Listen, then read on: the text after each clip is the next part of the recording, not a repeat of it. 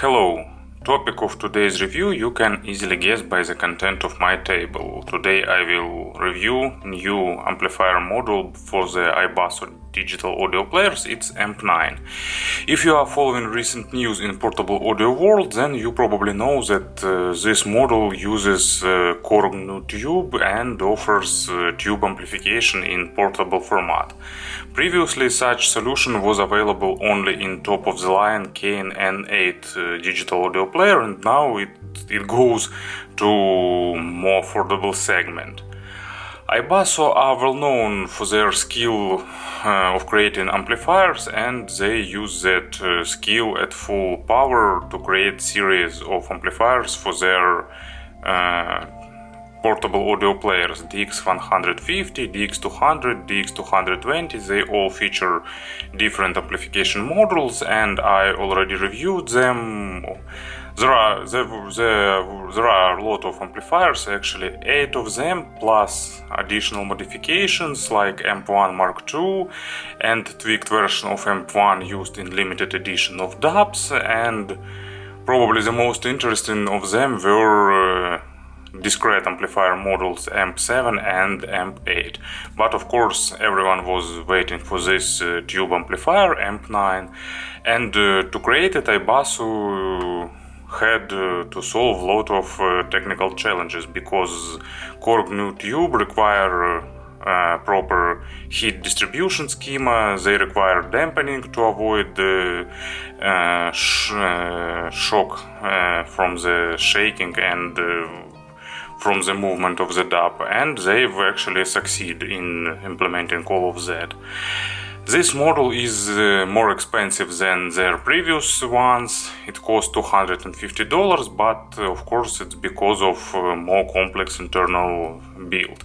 And probably I've already said too much for the introduction, and let's have a closer look. Box is pretty traditional. It's black cardboard box with white paper band with company name and mention that it's AMP9.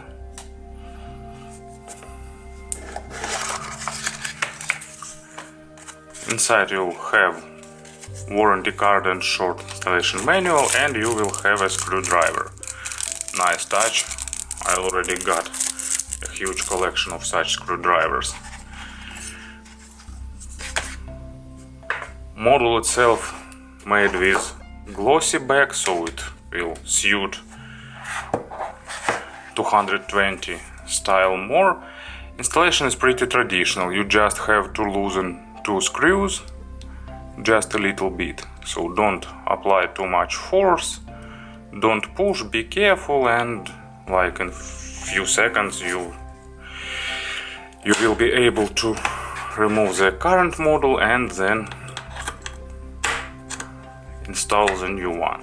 It's better to be done when the player is turned off. Actually, if I remember right, iBasso recommend doing that.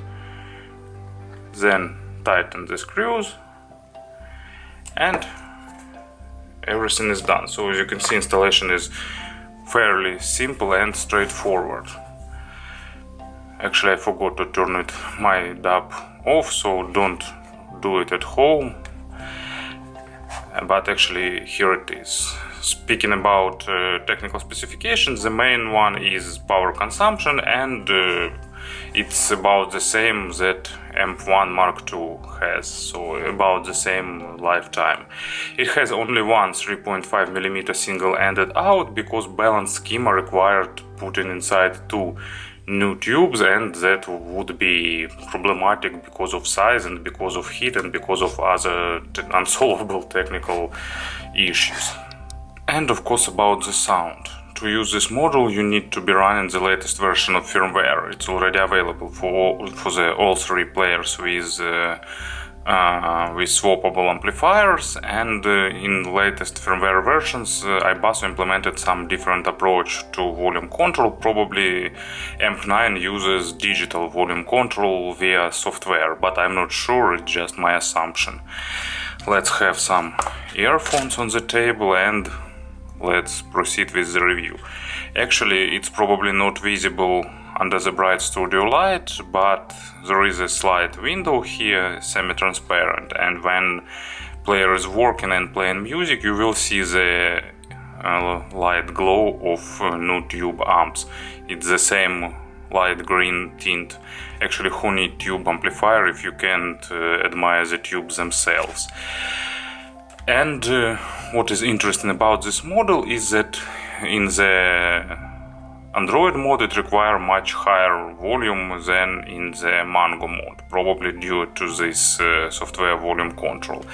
So I need to raise the volume to about 120 to run it with these in-ear monitors. But actually it's not lacking the power, because it can drive even full-size headphones pretty good, like iBasso SR1 is sounding really great. But let's move back to the sound, and actually, main change is probably what you can expect from the tubes. Sound became a bit softer, but at the same time it became fuller, and it became more emotional, more weighty, and probably more enjoyable. Actually, it's illustration of my idea that no one, well, maybe not no one, but my idea is that resolution is not as important as proper balance of weight and natural sound, and high resolution not always mean better sound, and it's right that case. So bass is weighty, it became more punchy, more weighty, but at the same time actually amount of low frequencies stays about the same, it just put in additional weight.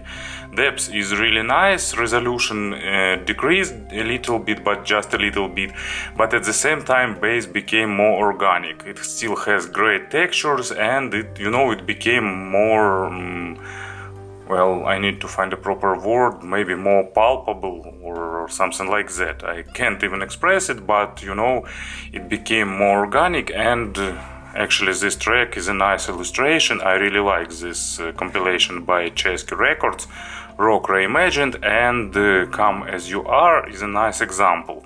It has really good bass guitar introduction, and with this model bass guitar sounds more lively. Actually, sometimes it's sounding even more lively than real bass guitars. During live concerts you will hear this big strings resonating, vibrating, and giving you this sense of enjoyment. Mids are also becoming a bit more weighty, and especially it's great with male vocal, but also it's good with many instruments like guitars, fortepiano, and other instruments. Actually, female vocals don't change as drastically as male ones, but also they will become a bit more fuller and a bit more forward. It's pretty enjoyable sense. Once again, you will lose a bit of micro detalization, but at the same time overall resolution remains pretty good.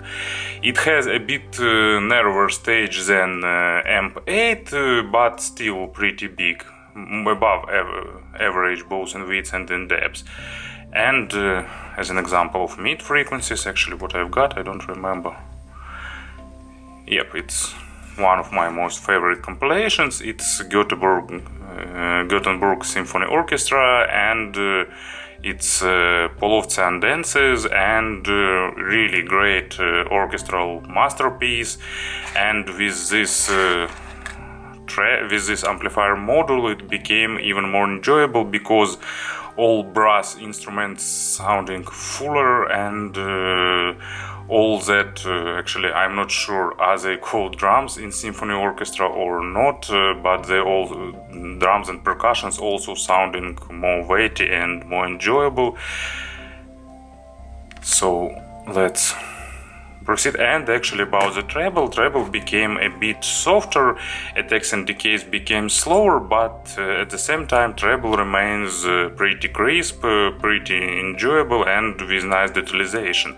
Extension, actually, it's surprising, treble became softer, but extension became a bit better, and especially upper treble sounding more natural, because they are giving better representation of the overtones and all that spaciousness that is controlled by the upper treble.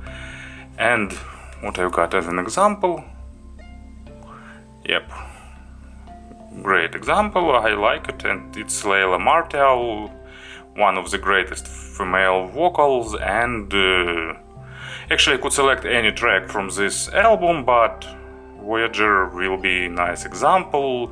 It's high female vocal, and comparing it to AMP1 Mark II with AMP9, it's sounding more real. Well, probably it's just my assumption. I don't know how actually Leïla's voice sounding in real life, but for me it's sounding more lifelike, at least in my representation. You know, it's a common matter when people want sound as it is in real life, but actually no one knows how it, well, some people know, but not many people know how she should sound in the real life, but actually her voice sounding more enjoyable for me with AMP9. So to summarize everything, AMP9 will give you more emotions, a bit softer sound, but at the same time more weight, more fuller sound, and for me it's more enjoyable. Speaking about comparisons, actually, you know, AMP8 and AMP7 is pretty close to AMP9, but they're making a small step to this side, while AMP9 moving a bit further in this direction. Difference between AMP1 I already described in sound review, and probably another logical comparison, it's Kane N8, but because of course it costs much more, but it uses same tube, but in the tube mode they sharing a bit of similar presentation, but Kane highlighting emotions more, and it's Kane's signature representation, it's more highlighting emotions, and it's a bit more resolving.